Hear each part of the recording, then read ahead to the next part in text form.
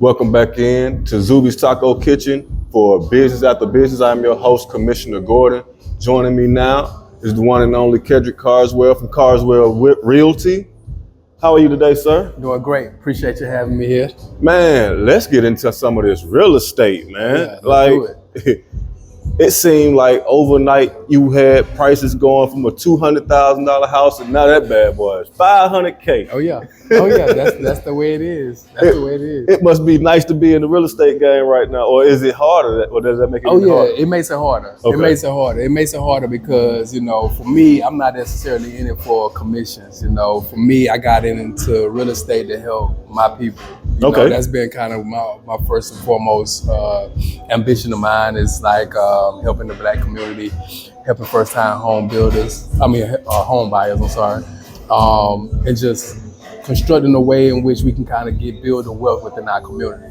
So for first-time home buyers, it's kind of tough to get approved for a $500,000 house. Right. It's kind of tough to get to find something $200,000 and above that's livable, that suits everybody's needs. But that's kind of what I'm here for. So going back to the beginning, you said you got into it. You want to help the community. You want to help people going in and establishing that longevity, that wealth, that building block to wealth. Yeah.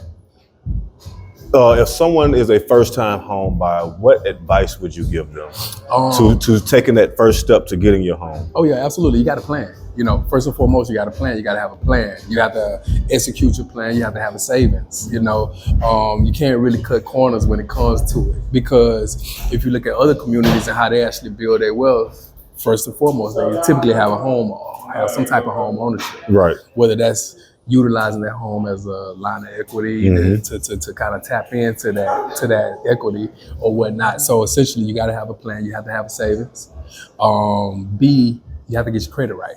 You have to have good credit. As we all know, the lower your credit, the higher the interest rates. Right now, interest rates are not in anybody's favor. So you have a low credit, they're gonna hit you over the head with interest. So you're pretty much paying more for less. Right. And so, a lot of the times, when I talk to people, I try to make sure that they're ready. Right? Like, hey, what's your credit score like? How much money do you have saved? How long have you been employed? Because these are all of the things that the banks will want to know, when it's time to, get the application going and the contracts moving. So. Also, is it part of your job to help some of your clients to get realistic outlooks? Oh yeah, absolutely. Because sometimes I know, like, I have some people in my family, they were talking about houses, and I'm like, you can't do that. Right. Oh yeah, you're not ready for that. Yeah. But it's not my place. I'm not a realtor, so why would they believe me? Yeah, it's tough love. It's tough love. You gotta be able to give people realistic expectation, and then at the same time understanding, especially with our people. Like I said, what I'm in the business for is to help, not harm. Right. You have agents who, hey, you get approved for $500,000, I'm gonna sell you a $500,000. For me, I try to explain to my clients like it's building blocks. Right. Start out with a starter home first, something that you're comfortable with, where you could actually afford it with just one income, right? Like, do things of that nature, build that equity, take that house, sell it, flip it, whatever you need to do, then get the house that you want full-time, long-term, your dream house. As your family grows, so does your home and your income. Absolutely. And you take those steps in life. Absolutely. Not necessarily just our first house. I'm buying the 4,000 square foot home, right. $500,000, because you're kind of starting behind if you're not really ready for that. Yes. And so just really getting an understanding of my clients, where they are in their life. Are they really ready? And, tough love. Most of my clients I treat like family. So I'm actually glad that you said that, because I've heard some real estate agents say, like, get as much as you can afford. Right. You know what I'm saying? Like, if you can afford it, shoot. If you can afford $3,000 a month, get as much. Pay $3,000. I'm like, that sounds backwards, because that's putting you in a hole. Right. If something happened to you, like your job, you get sick, or like you said, or whether it's a divorce or a split from your partner, then you stuck. And see, like, not to talk bad about anybody, but some people, they depend on every commission check. Luckily for me, I'm not in that position. And so for me, I can be more realistic and to say, hey, are you really ready for this? Or in this situation, as you alluded to, if you lose your job, can your spouse or significant other afford it on their own? You know, get into that situation. You know, you look at the foreclosures right now they're kind of picking up. And it's for that situation where it's like, okay, you know, it's supposed to be, the home is supposed to be kind of your lair, where you calm, where your peace of mind. It's not supposed to be a stressful situation. So you stressed out worrying about your going into the driveway. Like, God, I gotta pay for this more. At the end of the month, like, oh God, I gotta pay these people. That's not really my plan. You know, you could talk to any clients of mine. Like I said, it's always about more like a family. You know what I'm saying? You call me whenever you need something, whenever you have a question, and I'm gonna be 100% honest. You know, like if you want to do it now, like I said, if you want to go and jump out in that water, I'm not gonna be the one to say, oh, don't do it. But I'm gonna preface it with more than enough caution to say, there you look, go. hey, if you're ready for it, go for it. You know. What is your preference in terms of like homeowners association? I know there's some people who love their homeowners association. There's people who absolutely despise it. I personally, my house is not in a homeowners association. I'm in an older neighborhood, so we don't have that. So I just sit back. I hear the stories, but I got a homeboy who will say, "Man, they told me my tree had to be such and such." You know what I'm saying? And he was like, "Man, every time I hate them mugs." And I got somebody else like, "I love it." It's a give and take. You have pros and cons with each, right? So like with the homeowners association, of course you're gonna have covenants and restrictions, right? So it's gonna be certain things you cannot do that either you have to run it by the HOA. You want to put up a fence, you got to go by the HOA. You want to change the color of your shutters, or you want to paint your house, you got to run it by your HOA. But at the same time, you know, it does allow a consistency of making sure that the values stay the same. So like, hey, everyone has to maintain their lawns, right? Every time, everyone has to, you know, pay into it if there's like a common area, right? A pool or a playground or something. So if you're fortunate enough to actually like live in a community that's established enough where the homeowners are able to take care of their properties and, you know, kind of self-police basically, then that's a win-win, because you can save that money. You know, typical HOAs, you know, these days, typically it's just going to the common areas. Like it's probably not doing anything else other than that pool. The pool. That's about it. You know, and then if you're living in a condo, you know, of course you have your, you know, your association fees, and that's kind of like, again, common areas and stuff like that. But like I said, it's a win-win on both sides, you know.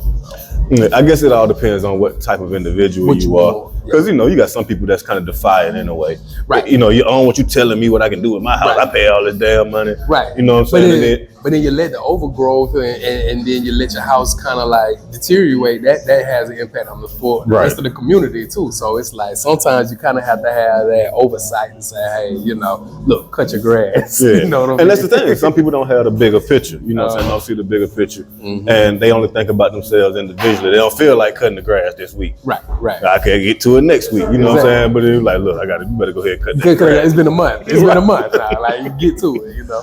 So like we were talking about like how the market has jumped and increased. Where do you see the real estate game going in terms of, first of all, where do you see the real estate market going? Like in the next 5 to 10 years, do you see, especially here in Atlanta, do you see the housing market, the numbers continuing to go up? Or do you think, okay, you know, it's like some of this stuff isn't sustainable, and there may be another like another bubble burst to where like you said, you talked about the foreclosures earlier, to where like more people can't pay for their homes, so they're going to start to become a more like kind of downturn. We're seeing a more trend now where the houses are sitting on the market a little longer, right? So that's like more opportunity to negotiate, kind of like, you know, get you a better price or a better agreement on what a sales price will be. I can't say, I don't see it falling too significantly, right? Like everything, inflation right now, everything's going up. You know, can't get no eggs. Yeah, exactly. So I don't see it dropping significantly, but what I will say is probably going to stabilize to the point where you don't see those big jumps like you've seen before, right? Where, you know, I've had people who bought a house and in over a year, that house is probably worth double. Like you're probably not going to see those type of jumps, but I don't see it going down. Like once it's up, it's kind of up, you know. So, but I do think, you know, right now it's still a good opportunity, because if you're ready, again, it's about a plan. If you're ready, you know, and you're ready for where the interest rates are, you can always, you know, refinance, get your interest rates you want to. Because everyone I know who's kind of waiting last year, because they were like, oh, the rates are going to drop. They never drop. And now the prices are still that high. So it's always never a good time to wait. It's just about that personal experience and kind of where they are in their life, you know. Now, can you, because you're giving me a lot of knowledge right here, can you tell the people where they can find you if they want to holler at you, whether they want to consult with you, they thinking about buying a house, they ready to buy a house. Tell everybody where they can find you and holler at you. So I'm on Instagram at Carswell Realty. You can email me. I'm always available via email. And that's Kedric, K-E-D as in David, RIC.CARSWELL, Kedric.carswell@metrobrokers.com. My phone number, call me directly, 404-449-4652. I always answer my phone. I'm always available. So once again, holler at them. If you're in the market, you're thinking about getting in the market, you don't know what to do, you just got some questions, call him. He'll hook you up. He'll give you the best guidance. And then why wouldn't you go with the guy who put you in the game, who give you the best advice? Go ahead and make that move. So, and then make the next move to come to business after business right here at Zuby's Taco Kitchen. We are here on the 1st and the 3rd Tuesday of every month. We'll holler.